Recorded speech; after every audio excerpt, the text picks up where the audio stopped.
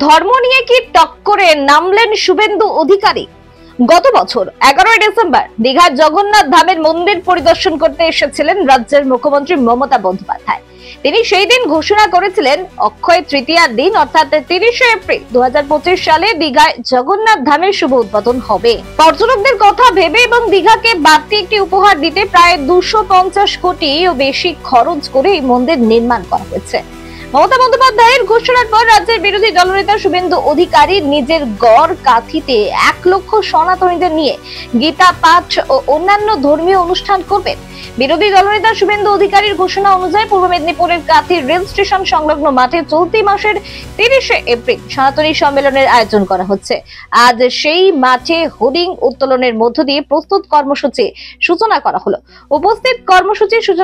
উপস্থিত ছিলেন দক্ষিণ কাঁথির বিধায়ক অরূপ কুমার দাস, কাঁথি সাংগঠনিক জেলা বিজেপি সাধারণ সম্পাদক চন্দ্রশেখর মণ্ডল, কাঁথি পৌরসভা 2 কাউন্সিলর তাপস দলুই ও সুশীল দাস সহ একাধিক সনাতনী মনোভাবাপন্ন মানুষজন।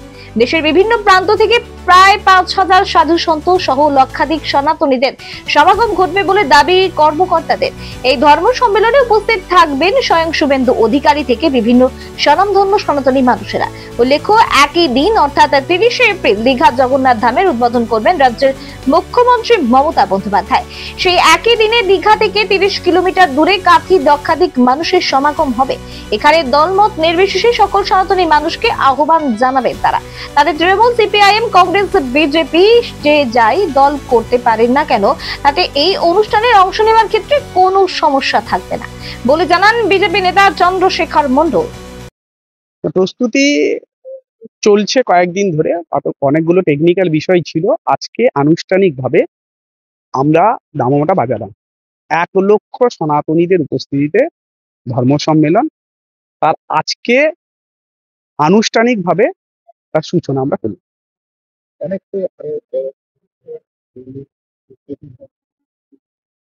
1 লক্ষ সনাতনীদের সম্মেলন, পূজা অর্চনা, যজ্ঞ, প্রসাদ ভক্ষণ, এই সামগ্রিক যে মেগা যে প্রক্রিয়া তাকে সমাপন করার জন্য কাঁথি শহর লাগোয়া এই জায়গাটিকে আমাদের উপযুক্ত মনে হয়েছে এবং আমাদের প্রয়োজন অনুসারে যোগাযোগ ব্যবস্থা থেকে শুরু করে সমস্ত বিষয় যা প্রয়োজন এই মাঠ সেক্ষেত্রে উপযুক্ত।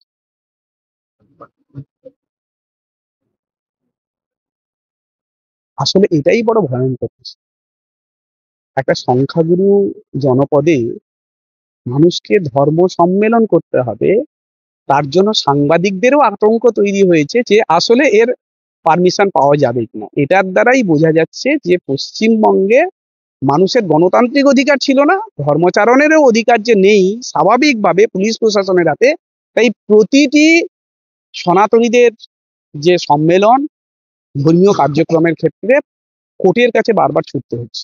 আমরা আশা করব যে যারা নিজেদের রাজনৈতিক উদ্দেশ্য চরিতার্থ করার জন্য, কত বড় সনাতনী হিন্দু প্রমাণ করার জন্য সরকারি টাকাতে জগন্নাথ মন্দির দীঘাতে বানিয়ে নিজেদের সনাতনী হিসেবে প্রমাণ করছে, যদিও সেটা মন্দির নয়, তারা অন্তত পক্ষে এই মহাযজ্ঞ তারা বাধা দেবে না, তাদের প্রশাসন বাধা দেবে না, এটা আমরা প্রত্যাশা করি।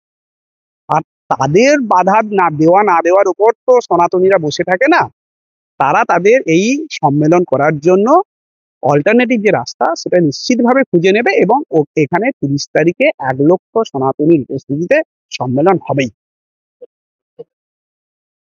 সাধু সন্তদের আমরা আমন্ত্রণ দিয়েছি, এখানকার যে সনাতনী যে অনুশীলন ট্রাস্ট যারা এই আয়োজন করছে, মুখ্যত তাদের আয়োজনেই ঘটছে। তারা বিভিন্ন জায়গাতে সারা ভারতবর্ষে সনাতনীদের তারা আমন্ত্রণ জানিয়েছে এইরকম একটি ঐতিহাসিক সম্মেলনে তাদেরও অংশগ্রহণ করার জন্য। তাদের পদধূলিতে কাঁথি আবারও পবিত্র হয়ে উঠবে। পূর্ব মেদিনীপুর জেলা তাদের পদচারণে আবারও আধ্যাত্মিকতার কম্পনে কম্পিত হবে। পশ্চিমবঙ্গের আগামী ভবিষ্যৎ আরো সুন্দর হবে, এই আধ্যাত্মিক প্রত্যাশা নিয়ে, স্বপ্ন নিয়ে সারা ভারতবর্ষের মানুষদের, সনাতনীদের এবং সাধু সন্তদের তারা আমন্ত্রণ দিয়েছে।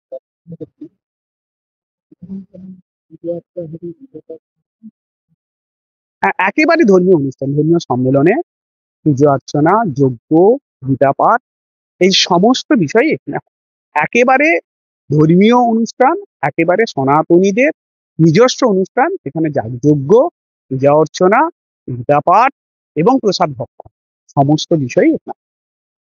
আমরা সরাসরি এর সঙ্গে রাজনীতির সংযোগ তৈরি করতে চাইছি না। আর এই কথা সত্য, সনাতনীদের হয়ে, হিন্দুত্বের হয়ে, ভারতবর্ষের কৃষ্টি সংস্কৃতি ঐতিহ্যকে নিয়ে, যেহেতু ভারতীয় জনতা পার্টি সেই চিন্তাধারার সঙ্গে, সেই বিচারধারার সঙ্গে সংশ্লিষ্ট, তাই স্বাভাবিক কারণে এই সম্মেলনে তাদের উপস্থিতি আমরা সবাইকে আমন্ত্রণ জানাবো। এখানে আমরা দিয়েছি যে সাধুসন্ত এবং রাষ্ট্রবাদী, যে যারা দেশকে, ভারত মাতাকে পূজা করেন, ভারতবর্ষকে নিজের দেশ বলে মনে করেন, টুকরা টুকরা করার স্বপ্ন দেখেন না, তারা সবাই এখানে আসবেন। আর আমরা এই বিশ্বাস করি যে ধর্ম সম্মেলনের এই আয়োজনে নিশ্চিতভাবে সমস্ত মানুষ একসঙ্গে যুক্ত হবেন। কারণ হিন্দুত্ব, সনাতনীরা অন্য ধর্মকে আক্রমণ করে না, তাদের ধর্মাচরণে বাধাও দেয় না, তারা প্রত্যাশা করে তাদের ধর্মাচরণেও সবাই সহযোগিতা করবেন। সবার সম্মিলিত সমন্বয়ে এই ভূমি পবিত্র ভূমি হিসেবে জেগে উঠবে, এই প্রত্যাশা আছে। এবং বাকি সব বাধাগুলো ঈশ্বরের কৃপায়, ভগবানের ইচ্ছায়, ভগবানের রামচন্দ্রের ইচ্ছায় সব বাধা কেটে যাবে, এসব করতে হবে। অবশ্যই আমরা এখানে সনাতনীদের সম্মেলন করছি, আমরা প্রচন্ড আনন্দিত হব, উৎসাহিত হব যে সবাই এই ধর্ম সম্মেলনে সানন্দ উপস্থিত দিতে। তাই আমরা সাধারণ দল মত নির্বিশেষে সমস্ত মতাবলম্বী মানুষকে আমরা আহ্বান জানাচ্ছি তারা এই ধর্ম সম্মেলনে, এই সনাতনী সম্মেলনে অংশগ্রহণ করুন।